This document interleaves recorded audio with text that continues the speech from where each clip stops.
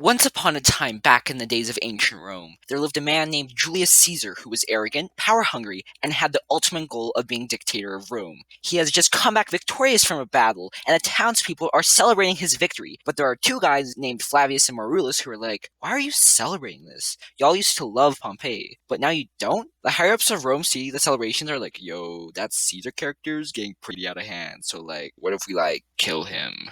Meanwhile, Caesar is partying out with his friends when this guy called the Soothsayer comes up and says, "Beware the Ides of March," which is a really cryptic way of saying March 15th. Caesar thinks the man is crazy and disregards him. As the party continues, Brutus and Cassius talk smack about Caesar and get the brilliant idea of injecting a knife into him multiple times. Brutus is not so convinced, but he says, "Okay, because where's the harm in killing people?" Cassius runs into the duo and informs him of how Caesar was being fictitious and refusing the crown. Fast forward until a few days before the Ides of March, and Casca and Cicero are going bonkers and yelling about how they saw a lion and a bunch of people on fire. The usual. Cassius becomes an augur all of a sudden and interprets this as a sign that Caesar must die. No backsies. In order to convince Brutus that what they are doing is not evil, Cassius sends Cinna, who sends mail to Brutus. This makes Brutus become evil and turn against his very close friend Caesar to save the Roman Republic. Back in the Caesar household, he and his wife are having quite the night. You see, they decide to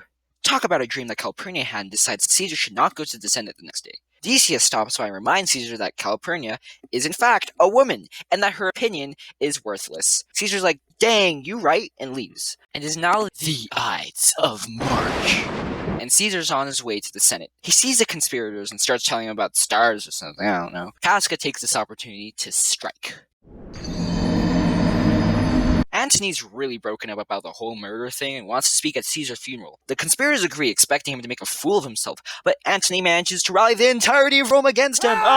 Brutus and Cassius realize that it may not be the best idea for them to stay and leave to go start an army. Antony has the same idea and rounds up Lepidus and Octavius to start their own army. Before the battle, Cassius and Brutus meet Antony, Octavius, and Lepidus at Philippi and trash talk each other. There's also a point where Caesar becomes a ghost and talks to Brutus, but who cares about the spirits? Brutus takes one side and Cassius the other, and blah blah generic fighting sequence, and they end up losing to their true enemies, themselves. Antony and Octavius find their dead bodies and celebrate! The end.